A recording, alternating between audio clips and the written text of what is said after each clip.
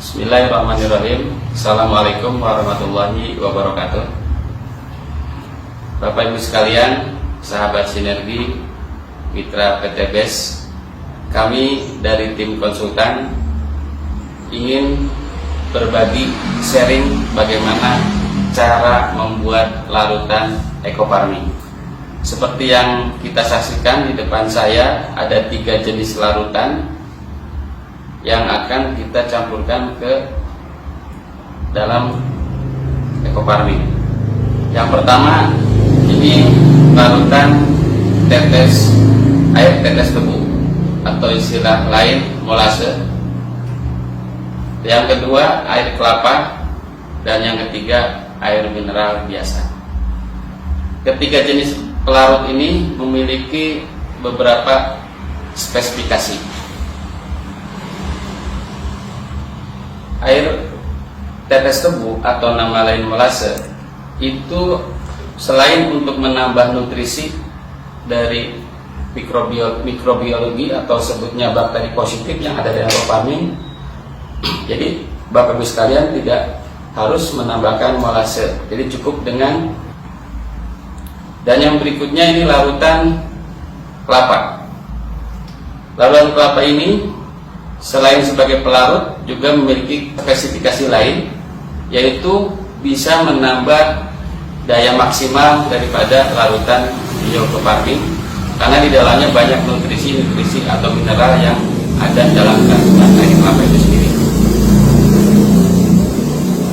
Dan yang ketiga itu air biasa. Ini yang sudah umum dilakukan oleh Bapak Ibu sekalian dalam melarutkan ekofarming. Namun di sini untuk air biasa tidak ada kelebihan lain sebatas hanya pelarut. Kita perhatikan, ini sambil contoh. Untuk ekofarming yang akan kita larutkan, ini bentuknya. Kita buka. Boleh berdiri nih. Nah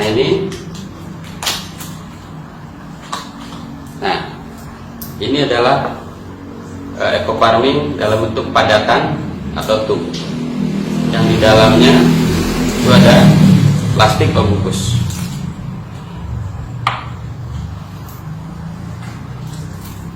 Ternyata di dalam tub ini juga dalam kemasan ada buku petunjuk untuk penggunaannya, baik kebutuhan jenis tanaman maupun dosis standar yang ada dalam brosur ini.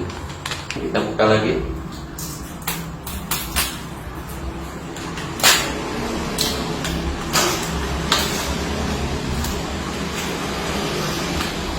Ya, sama juga. Kita perhatikan ada pembungkus plastik dan lembab ya. Tutup lagi. Juga di dalamnya dilengkapi dengan sama seperti tadi brosur itu. Nah, nanti ini dalam proses penghitungan dosis ini sangat bermanfaat.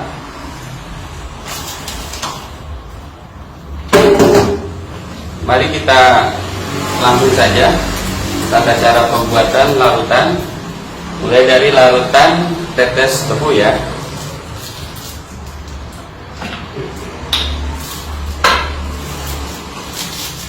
Kita buka plastiknya atau bisa diremas dulu di sini supaya lebih mudah dalam pelarutan dan tangan juga tidak kotor. Dan kenapa di dalam plastiknya? Ini satu alasan supaya tangan kita barangkali kalau yang masih belum disterilkan bisa menunjukkan kontaminasi. Ini maaf contohnya tidak pakai alat sarung tangan, tapi sengaja saya supaya lebih steril, jadi diremukannya di dalam plastiknya saja. Kita masukkan.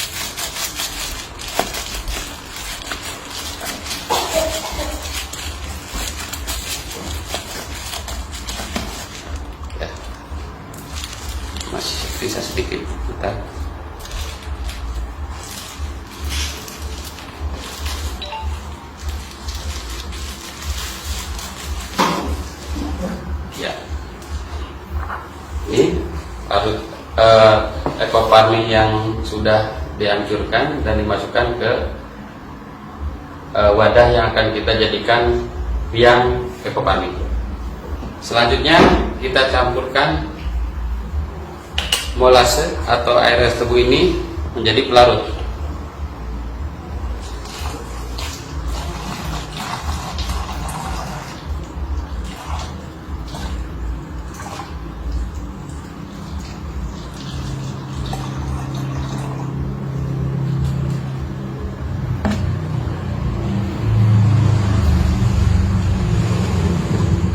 Perlu diketahui juga isi normalnya ini 600 ml, sementara saya asumsikan posisi di sini berarti sekitar setengah liter. Jadi kalau 2 itu ditambahkan 1 liter.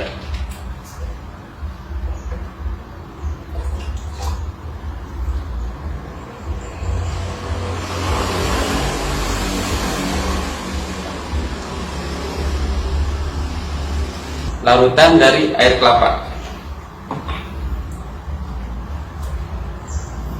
Ini masih ya posisinya seperti yang tadi dilakukan, karena tangan saya ini perlu diremas ataupun dihancurkan di dalam plastik supaya tidak terjadi kontaminasi. Nah, ini kelebihan dengan adanya tambahan plastik ini, minimal pada saat penghancuran tidak langsung kena tangan, sehingga tidak kemungkinan kecil untuk terjadi kontaminasi bakteri yang ada dalam tangan kita. Kita masukkan ke sini.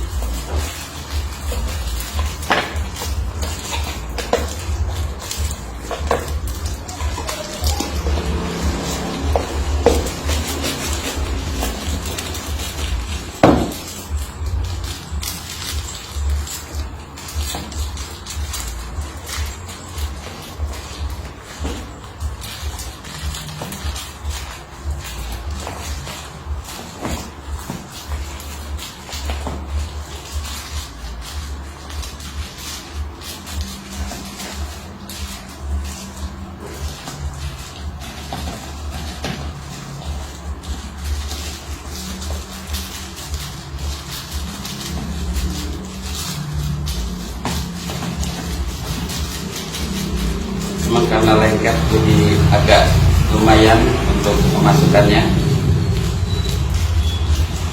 tapi nggak masalah, yang penting bisa masuk semuanya dengan ukuran yang sama. Kita tutup.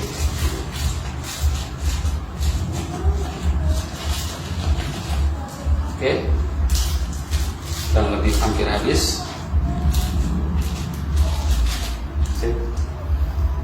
Kemudian ini hasil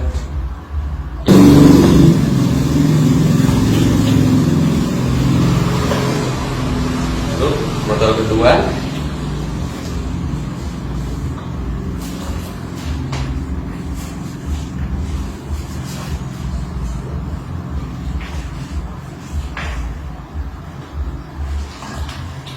Kita tekan sedikit supaya ampas bisa langsung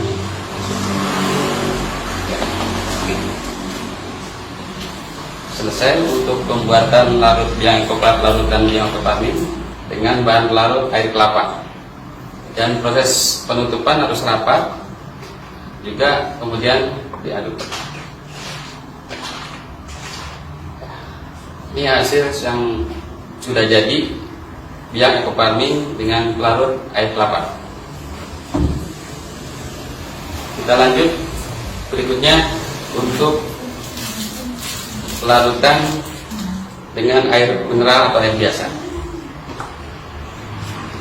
Air biasa kita hancurkan dulu supaya lebih memudahkan.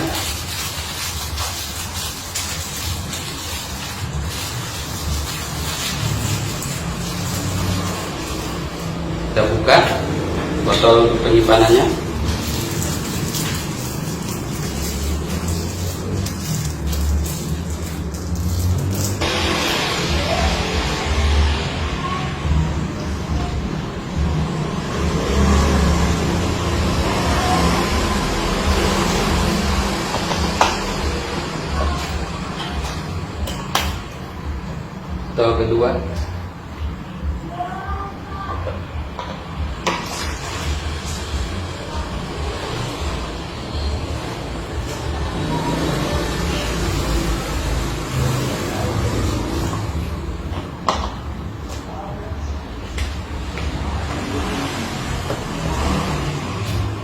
ditutup rapat supaya memudahkan untuk pengadukan.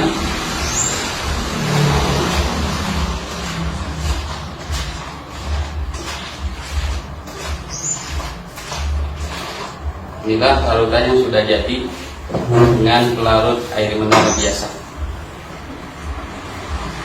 Ya, kita letakkan ininya supaya kelihatan perbedaannya, mungkin karena reaksi dengan beberapa pelarut yang berbeda.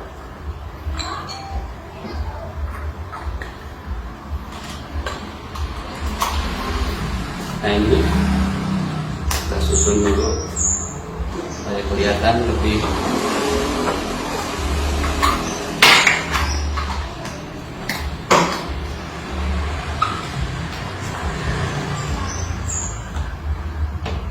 satu lagi.